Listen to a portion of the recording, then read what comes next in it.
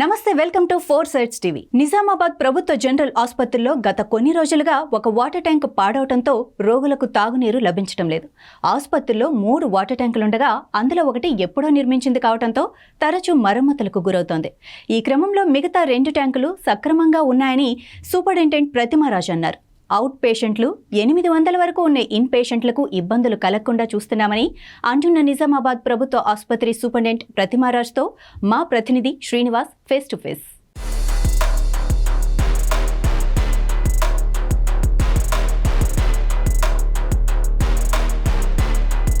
నిజామాబాద్ ప్రభుత్వ జనరల్ ఆసుపత్రిలో గత కొన్ని రోజులుగా నీటి కొరత ఉన్నట్టుగా కూడా ఒకవైపు తెలుస్తూ ఉంది. ఏంటి అసలు నీటి కొరత, వాస్తవానికి ఎంత కొరత ఉంది, మళ్ళీ పేషెంట్స్ ఏమైనా ఇబ్బంది పడుతున్నారా, అసలు ఏం జరుగుతుంది?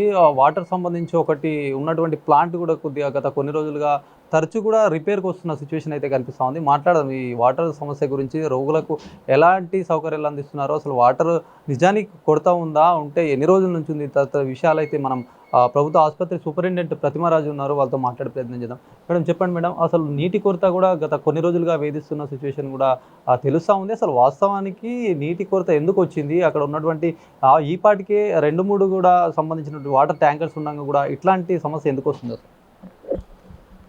అది సమస్య కాదండి. మెషిన్ అన్నప్పుడు డెఫినెట్గా రిపేర్ అనేది వస్తుంది. నార్మల్గా మనం చూసుకున్నట్టయితే ప్రతి హాస్పిటల్లో ఒక ఆర్ఓ వాటర్ ప్లాంట్ ఉంటుంది. కానీ మన దగ్గర 3 ఆర్ఓ ప్లాంట్స్ ఎస్టాబ్లిష్ చేయడం జరిగింది. 2 వాటర్ ప్లాంట్స్ ఫంక్షనింగ్ ఉంటుంది, ఒకటి స్టాండ్ బైలో ఉంటుంది. లోడ్ ఎక్కువైనప్పుడు దాన్ని వాడుతుంటాము. ఒక వాటర్ ప్లాంట్ రిపేర్ వచ్చింది, అది 10 డేస్ నుంచి రిపేర్లో ఉంది. అది 2016లో ఇచ్చిన వాటర్ ప్లాంట్. దాని లోపల ఉన్న మోటార్స్ పాడవడం మూలంగా ఆ మోటార్స్ తీసుకొని మనం బయటకు పంపించి దెన్ అక్కడ పవర్ కనెక్షన్ ట్రిప్ అయింది. దాని మీద మేము దృష్టి పెట్టాము అండ్ రిపేర్ చేయించడం జరిగింది. ఇప్పుడు అది కూడా బాగైంది, కానీ అది మళ్ళీ కూడా రిపేర్ వచ్చే అవకాశం ఉంది. ఎందుకంటే దానికి ఉన్న కెపాసిటీ లోడ్ అంతా అయిపోయింది. అండ్ 2 వాటర్ ప్లాంట్స్ ఏవైతే ఉన్నాయో అవి చాలా కొత్తవి, ఫంక్షనింగే ఉన్నాయి. వాటర్ సమస్య అనేది మీరు అనుకున్నట్టు ఇప్పుడు ఎండాకాలం కూడా కాదు, పేషెంట్స్కి అందుతుంది. ఓపీ విభాగం పక్కన ఉన్న 1000 లీటర్స్ ప్లాంట్ కంటిన్యూస్ రన్నింగ్లోనే ఉన్నాయి. అండ్ హాస్పిటల్లో పేషెంట్స్కి వార్డ్లో కూడా వాటర్ సప్లై చేస్తూ ఉన్నాము, క్యాన్స్లో పెట్టి పంపిస్తున్నాము. కానీ అటెండర్స్ ఎక్కువ రావడం మూలంగా నీళ్ళన్నీ ఒకేసారి బాటిల్ మొత్తం తీసుకెళ్ళిపోతున్నారు. అట్లా చెప్పినా వినట్లేదు. సో కొంచెం పేషెంట్ల కొరకు నీళ్లు ఉంచి అటెండర్స్ కిందకెళ్ళి పట్టుకుంటే బాగుంటుంది. అండ్ అటెండర్స్ కూడా తక్కువ మంది రావాలని చెప్పినా కానీ ఎక్కువ మంది వస్తున్నారు. అండ్ డాక్టర్లని సెక్యూరిటీ మీద చేసుకోవడం అలా జరుగుతుంది. చాలాసార్లు మనం కంప్లైంట్ కూడా చేశాము, కానీ ఇంకా పేషెంట్స్ని మనం ఇబ్బంది పెట్టకుండా సామరస్యంగా చెప్తా ఉన్నాము. మీరు అనుకున్నట్టు కంప్లీట్గా నీటి కొరత, నీళ్లు రావట్లేదు అట్లా ఏం లేదు. 2 ఫంక్షనల్గా ఉన్నాయి, ఒకటి రిపేర్ వచ్చింది, దాన్ని ఇమీడియట్గా రిపేర్ చేయించాము. 3 వాటర్ ప్లాంట్స్ ఇప్పుడు కరెక్ట్గా రన్ అవుతున్నాయి. డైలీ అసలు ఓపీ ఎంత వస్తుంది? ఇన్ పేషెంట్స్ ఎంతమంది ఉంటున్నారు? అవుట్ పేషెంట్ ఎంతమంది వస్తున్నారు? వీరికి సరిపడేటటువంటి ట్రీట్మెంట్ ఏ విధంగా కొనసాగుతుంది? కొంతమంది వాటర్లు కింద నుంచి కూడా తీసుకెళ్ళిన సిచ్యువేషన్స్ కూడా ఉంటున్నాయి పేషెంట్ సంబంధించిన తాలూకు అటెండర్స్. ఏంటి సార్? అటెండర్స్ అన్న వాళ్ళు కింద నుంచే నీళ్లు తీసుకోవాల్సి ఉంటుందండి. ఎందుకంటే అటెండర్స్ అందరికీ కూడా సప్లై చేయలేము. మనకున్న మ్యాన్ పవర్ ప్రకారం ఆర్ఓ ప్లాంట్ నీళ్లు మనం ఇస్తున్నాము. ఆర్ఓ ప్లాంట్ వాటర్ అనేది స్వచ్ఛమైన నీరు కాబట్టి పేషెంట్స్కి అందిస్తున్నాం. అటెండర్స్ కావాలంటే కింద ప్లాంట్స్ ఉన్నాయి, కిందకి వెళ్ళి నీరు తెచ్చుకోవాల్సి ఉంటుంది. ఇప్పుడు అవుట్ పేషెంట్, ఇన్ పేషెంట్స్ ఎంత? అవుట్ పేషెంట్స్ మనకి డైలీ 1000 దగ్గర నుంచి 1800 వరకు వస్తారు. అండ్ ఇన్ పేషెంట్స్ 700 నుంచి 1000 మటుకు వస్తారు. అండ్ ఉన్న ఒక్కొక్క వాటర్ ప్లాంట్ కెపాసిటీ 1000 లీటర్స్ నిమిషానికి డెలివరీ చేసేది. సో కెపాసిటీ ప్లాంట్స్ అయితే మనకి ఆల్మోస్ట్ 1000 లీటర్స్ పర్ అవర్. అంటే 1000 లీటర్స్ అంటే ఒక బిందెలో తీసుకున్నట్టయితే మనకి 10 లీటర్లు ఒక బిందె అవ్వచ్చు. అటువంటిది 1000 లీటర్లు అని అంటే ఆల్మోస్ట్ 100 బిందెలు నీరు గంటకి వస్తూనే ఉంటుంది. సో స్కేర్సిటీ అనేది కాదు, రిపేర్ అయిన దాన్ని కాబట్టి రిపేర్ అయింది అని చెప్పడం జరిగింది. దాన్ని ఇమీడియట్గా బాగు చేయించాం.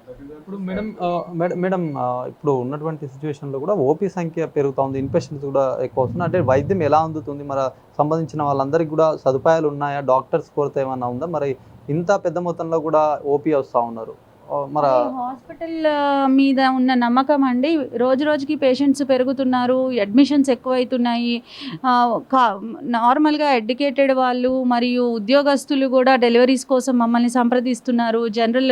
జర్నలిస్టులు వస్తున్నారు, ఆఫీసర్స్ కూడా వస్తున్నారు. వాళ్ళ సంబంధించిన వాళ్ళు కూడా మన దగ్గర డెలివరీ అవుతున్నారంటే హాస్పిటల్ మీద ఉన్న మంచి అభిప్రాయం వల్లనే కదండి. అండ్ ఓపీ తగ్గిపోతుంది, మనకి ఐపీ తగ్గిపోతుంది అంటే సర్వీసెస్ బాగాలేవన్నట్టు. ఎప్పుడైనా ఒక టీఆర్పీ ఉంటుంది, మీ ఛానల్ ఎక్కువ మంది చూస్తేనే మీ టీఆర్పీ బాగున్నట్టు. Hospital TRP out patients in patients. So out patients in patients ఉన్నారు అంటే అర్థం ఒక పేషెంట్ బాగా సాటిస్ఫై అయితే ఇంకో పేషెంట్కి వెళ్ళి చెప్తున్నారు. సో మౌత్ టాక్ వల్ల పెరుగుతుంది. ఆ పెరుగుతున్న నీడ్ బట్టి మేము కూడా మా వసతుల్ని పెంచుకుంటున్నాం. సో మాకు 2016లో చూస్తే ఒకటే వాటర్ ప్లాంట్ ఉంది. అండ్ ఇప్పుడు చూసినట్టయితే 3 వాటర్ ప్లాంట్స్ చేసాం. ఈ 3 వాటర్ ప్లాంట్స్లో 2 వాటర్ ప్లాంట్స్ ఈ సంవత్సరమే చేయించామంటే కెపాసిటీని మేము పేషెంట్లకు తగ్గట్టుగా పెంచుకుంటూ వెళ్తున్నాం. అండ్ ఈ ప్రతి ఫ్లోర్లో కూడా వాటర్ ఏర్పాటు చేసే విధంగా ఫైల్స్ కూడా మూవ్ చేశాము. అది కూడా శాంక్షన్ అయింది, టీఎస్ఎంఐడిసికి వర్క్ అలాట్ అయింది, వర్క్ కంప్లీట్ అవుతుంది. మేడం ఒకటి చెప్పండి, ఇప్పుడు ఉన్నటువంటి సిచ్యువేషన్లో హెవీగా అయితే అంటే మీరు మంచి ఏదైతే ట్రీట్మెంట్ వైద్యం అందుతుందని చెప్పి కూడా చుట్టుపక్కల నుంచి కూడా వస్తూ ఉన్నారు. అయితే ఇక్కడ ఉన్నటువంటి వైద్యుల కొరత కానీ అంటే జూనియర్ డాక్టర్సే చేస్తున్నారన్న ఒక విమర్శ కూడా బయట వినిపిస్తూ ఉంది.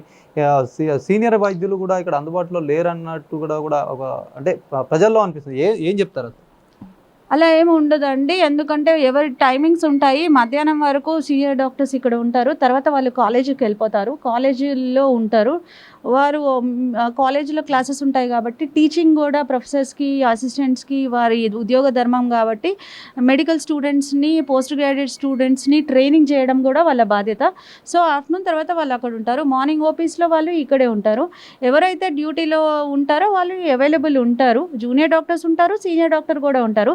సీనియర్ డాక్టర్ లేకపోతే లాస్ట్ మనం చూసుకున్నట్టయితే పోయిన నెలలో 685 వరకు ఎమర్జెన్సీ సర్జరీస్ చేశాము. ఒక నెలలో 600 ఎమర్జెన్సీ సర్జరీస్ చేశాము అంటే అర్థం సీనియర్ లేకుండా అవ్వదు కదా. ఒక సీనియర్ సరిగ్గా ఉంటేనే ఆపరేషన్ ఇప్పటి వరకు మీకు కంప్లైంట్ రాకుండా మంచిగా జరిగింది. సీనియర్స్ లేరు అనే మాట ఇప్పటి వరకు లేదు. కాకపోతే క్యాజువాలిటీ ఏరియాస్లో అయితే జూనియర్ డాక్టర్సే ఉంటారు. ఎందుకంటే క్యాజువాలిటీ ఏరియాస్లో మనకి ఇక్కడ ఆర్ఎంఓ పోస్టులు లేరు కాబట్టి సో మనకి క్యాజువాలిటీలో జూనియర్ డాక్టర్స్ ఉంటారు. కానీ వారికి సంబంధించిన పీజీస్ లేకపోతే డిఎంఓలు, డిఎస్ఓలు డిపార్ట్మెంట్ నుంచి ఒకళ్ళు రౌండ్ ద క్లాక్ అవైలబుల్ ఉంటారు. ఇది మొత్తానికి కూడా తాగునీటి సమస్య కూడా ఎక్కడ లేకుండా కూడా అన్ని జాగ్రత్తలు తీసుకుంటామని చెప్పి చెప్తున్న పరిస్థితి. ఒకవైపు రిపేర్ తరచుగా ఉన్నటువంటి ఒక వాటర్ సంబంధించిన ట్యాంకు చాలా రోజులుగా ఉంది కాబట్టి ఇలాంటి సమస్య తలెత్తుతుంది. వెంటనే కూడా దానికి మరమ్మతులు కూడా చేస్తున్నామని కూడా సూపరింటెండెంట్ ప్రతిమరాజ్ చెప్తున్నారు. దీంతోపాటు డైలీ వచ్చినటువంటి ఓపీ అవుట్ పేషెంట్ కావచ్చు, ఇక్కడ ఉన్నటువంటి ఇన్పేషెంట్ కూడా పెద్ద మొత్తంలో కూడా అంటే 1500కు పైగా కూడా ఓపీ వస్తున్నారు. ఇన్పేషెంట్స్ కూడా పెద్దనే ఉన్నారు కాబట్టి వైద్యానికి ఎలాంటి కొరత లేదు. వైద్యులతో ఏదైతే ఉన్నటువంటి వైద్యులందరితో కూడా వైద్యం చేస్తున్నాము, ఎలాంటి ఇబ్బందులు కూడా లేకుండా చూస్తామని కూడా చెప్తున్న పరిస్థితి. ఇది మొత్తానికి గవర్నమెంట్ జనరల్ హాస్పిటల్కి సంబంధించినటువంటి పూర్తి ఇన్ఫర్మేషన్. కెమెరామెన్ భాస్కర్తో శ్రీనివాస్, 4 Sides TV, నిజామాబాద్ నుంచి.